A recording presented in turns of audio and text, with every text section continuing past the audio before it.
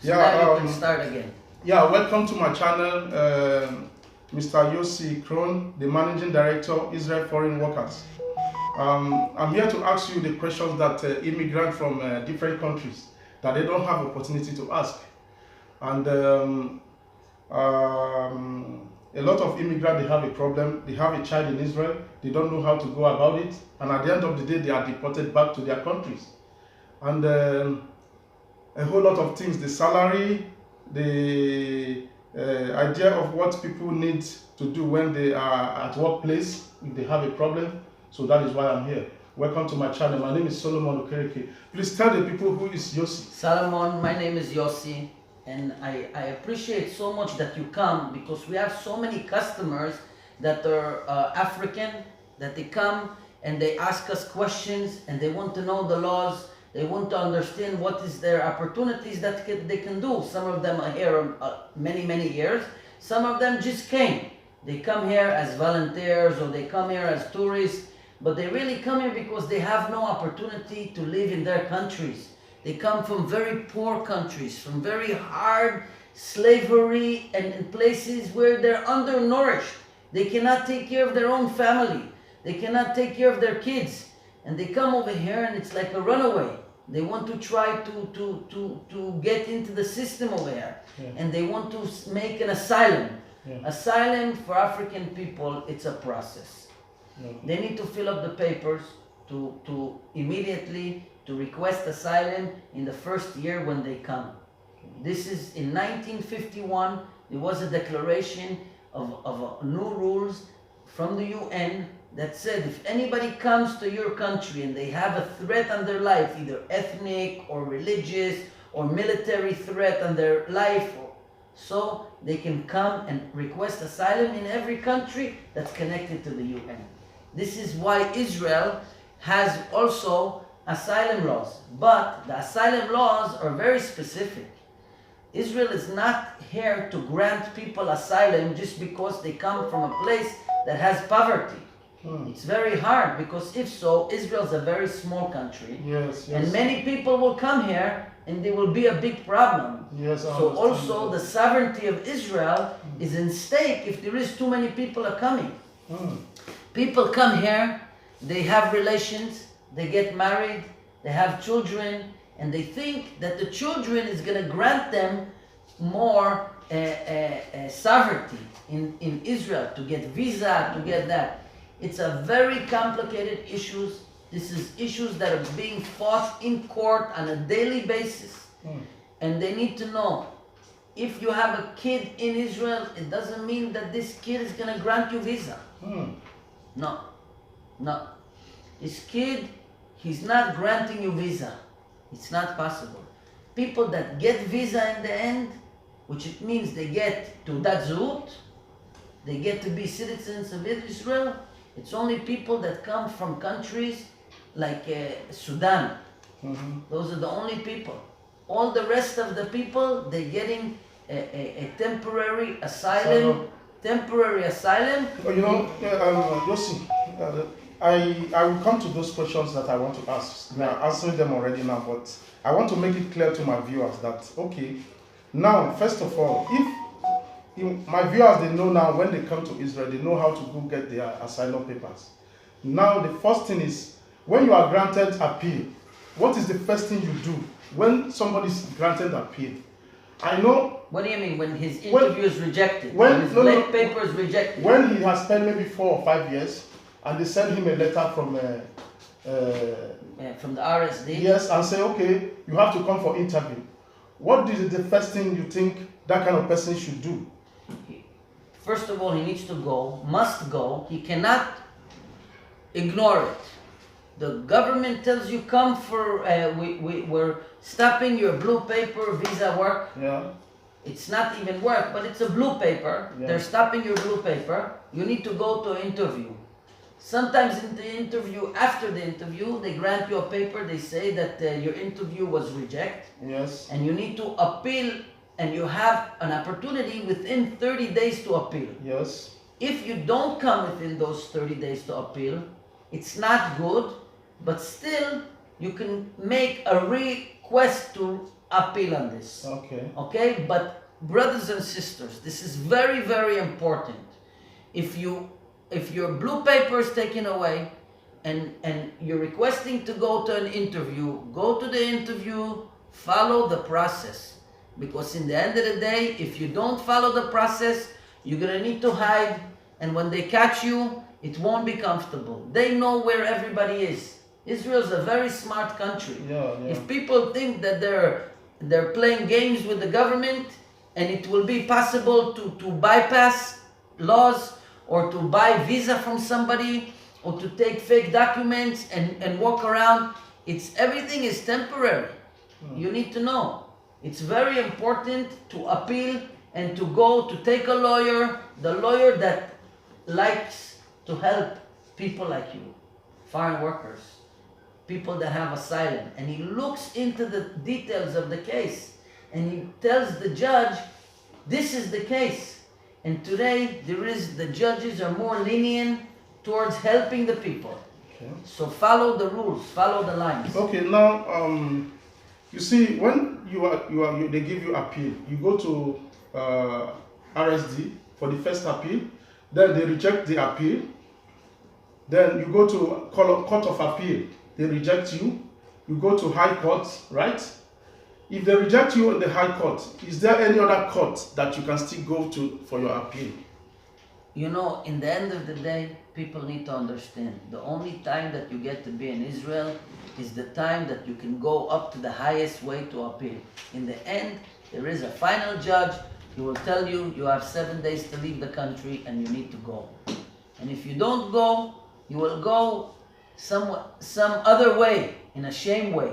They'll need to catch you, you go to jail, you'll need to follow this process. I understand that people don't have any other opportunity because they don't have where to go back to.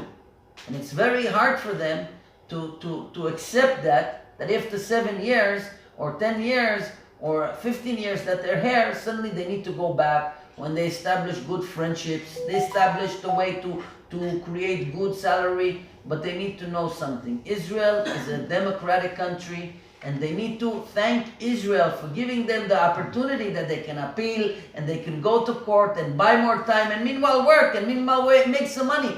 But in the end, our fathers taught us that in the end, every good thing ends. And then you need to be smart enough to start something else, maybe somewhere else, to go to another country. You can tell the immigration authority that it's time for me and I need to go. I want to go. They have a voluntary exit plan. You can get a free plane ticket with $3,500. You can try to go to the UN and say, Israel wants me to go. I passed all my time. Maybe they will help you to go to a Europe country or to countries that are more friendly. Please hold it there. There's something you say here that these people must want to know. Now you say that if they reject you, you can go to the United Nations to tell them that Israel rejects you. So do you mean that if somebody that they rejected in the High Court can go to United Nations and say, okay, the Israel rejected me, so now I want to migrate to another country? Is it possible?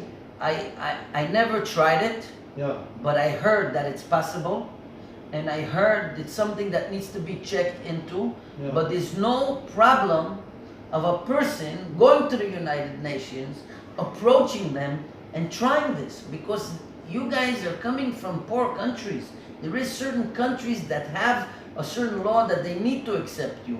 But if you come through a body like the United Nations, you know, I believe that you will find some solutions. I don't know of anything like that. I've overheard some people in the past talking about it. It's something that definitely it's need to be looked in and need to find a solution, because in the end of the day, I understand the people cannot go back to their country. It's very hard. Okay, thank you very much, Mr. Yossi Kron. Yes. Now I want to ask you a question about if you have children in Israel. One, I want to ask you first, if you are a Nigerian to a Nigerian wife, you have children, like 2-3 children. Do you mean is there any guarantee that you can have a paper to stay in Israel, at least to take care of your kids? Is it possible? The only way that people, when they make asylum, when they have children, so the government takes everything under consideration. Okay. But there's no protection because of the kids. The law is very strong. In order to be an Israeli, you need to have a father or a mother that's Israeli. And the kid needs to be born over here. And he's granted citizenship because of his father that's an Israeli or his mother that's an Israeli. He doesn't grant any citizenship because he has two parents that are migrants in Israel. Yeah. It would not give them any power. There is a lot of legal consideration about these kind of things. Some people, they have their kid is born sick and they have a big humanitarian case that surgeries or different problems that the kids have, that they're granting to take care of, they need to take care of their problems. So Israel is a mercified country. There is a law to grant a temporary court protection for this family to take care of the kid. It's something that's available. But it's not, nobody is getting visa. The blue paper that they get when they go and they request to asylum, it's a temporary paper. It's not the paper that's going to grant them to stay here. You call it visa, but we call it, it's like a temporary court protection paper that allows you to stay. Yeah, as long as you're here. But this thing can always be revoked. It can always be taken away from you, and you need to think about your future. You need to think about really what is the next step. As I say, in the Bible it says, a smart person, his eyes are in his head. What does it mean his eyes are in his head? That he's all the time thinking with his eyes and his head how to look, what will be the future. Don't think that this is the place that you're going to be forever. Governments change, immigration laws get tougher, suddenly they see that there is too many people that came to Israel and they did not leave. They understand that the population is growing. Things need to end. In one day, like I said, every good thing ends, but you could find something, if you're a positive person and you're a strong person, you could find something that can change it and make it better for you somewhere else. Yeah. Guys, now they here now. You see what in there they say, Israel is too small when you check the map.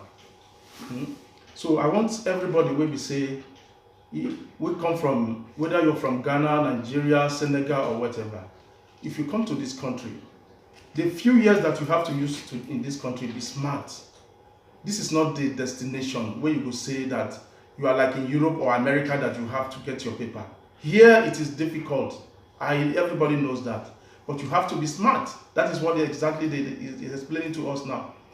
And government gives you an opportunity to make money. Don't spend that money. Don't show off and get too much excited. Save the money. You never know where's your next destination. Yeah. Protect yourself. This is very important. There's another question I want to ask here concerning the labor law. A lot of people have a problem. Number one question I want to ask: if you work in a place 1, 2, 3, maybe like how many months do you have to work in a place to get benefits?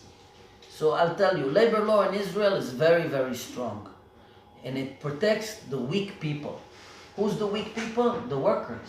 It protects the workers. Yeah. This is why the democracy in Israel is so good and it's so strong that when you work, even if you have a visa or you don't have a visa, if you work somewhere, you need to get your benefits.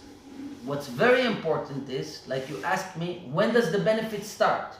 So usually in Israeli people that have the same law as the caregivers or the foreign workers or the asylum seekers, the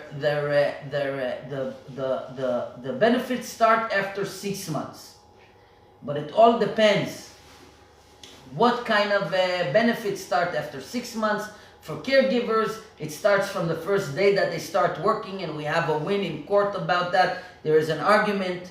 At HaKeren, we do the calculation for all the people, the caregivers and the cleaning people with tlush. It's very, very important that you should, every work that you go, you should ask for a pay slip.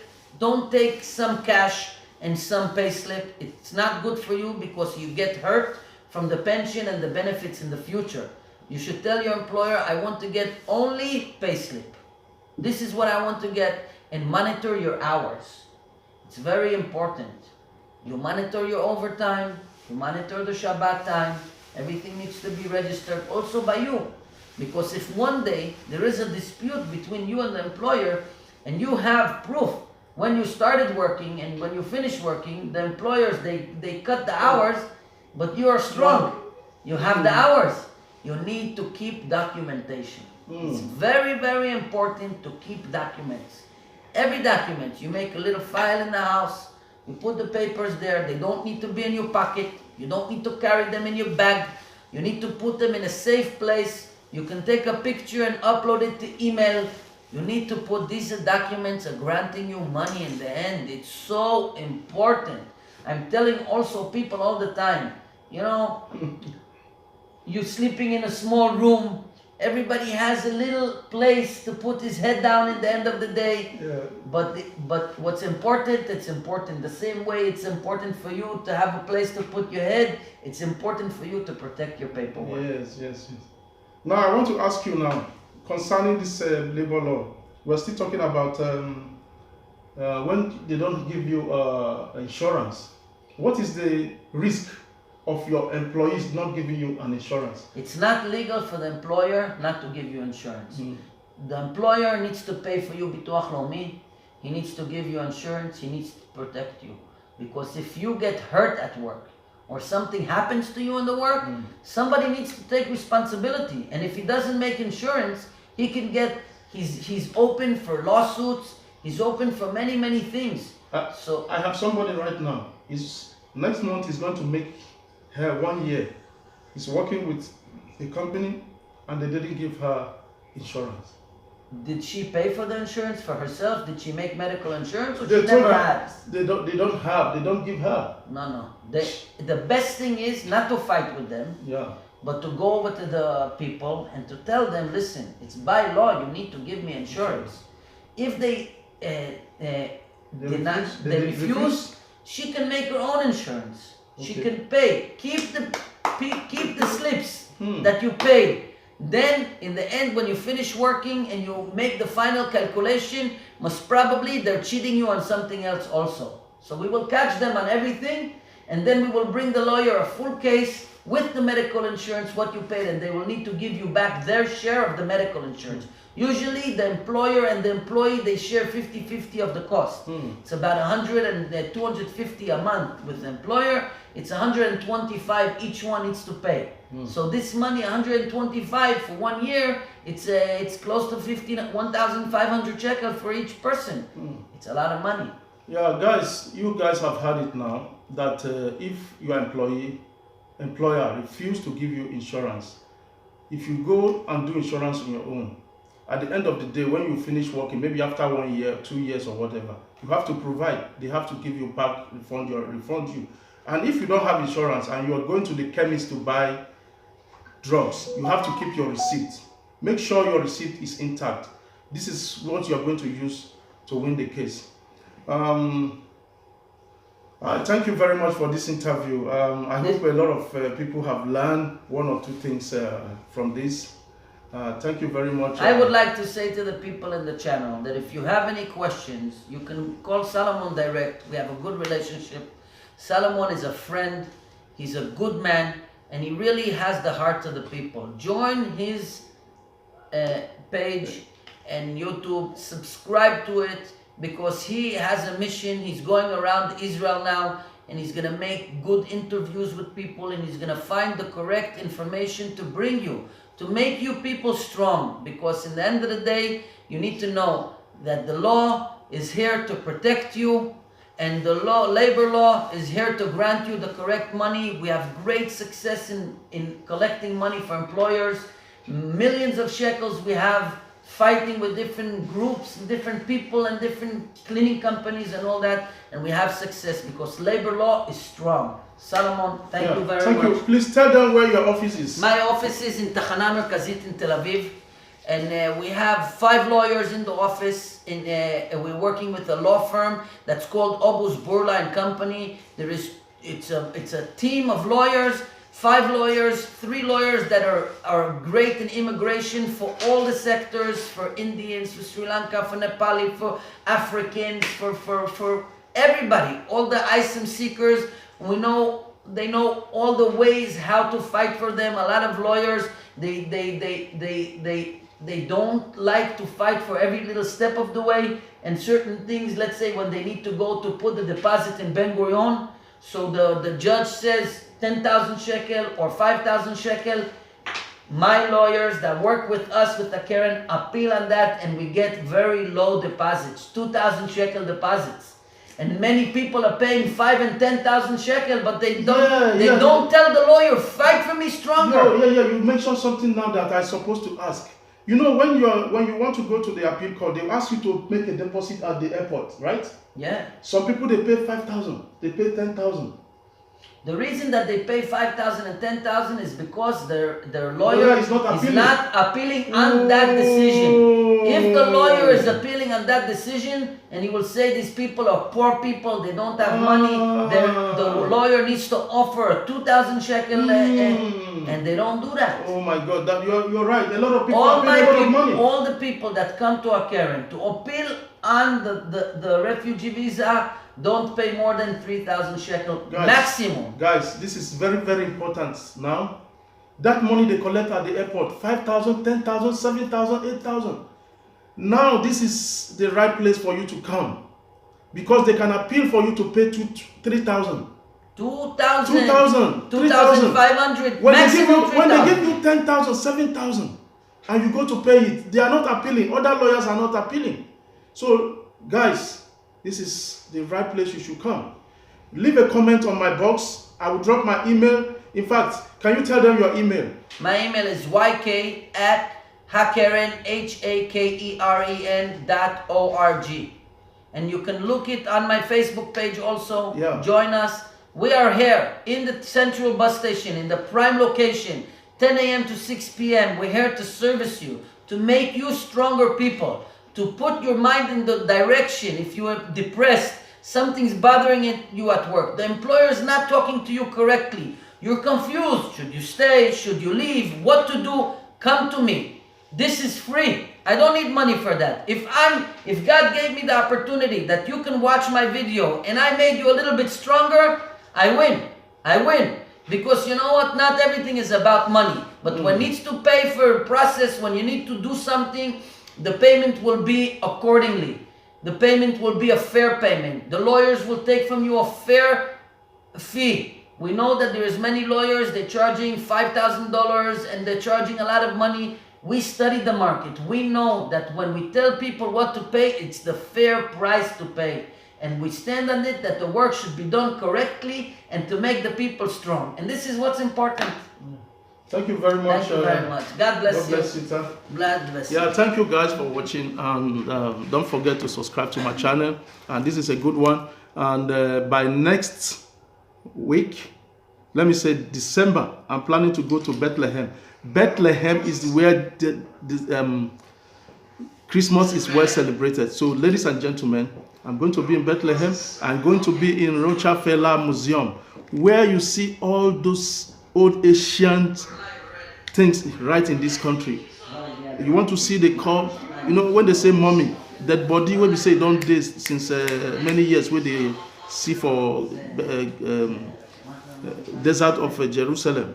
I'm going to be also in Jericho. Thank you for watching. God bless you, and see you on my next video. Mwah.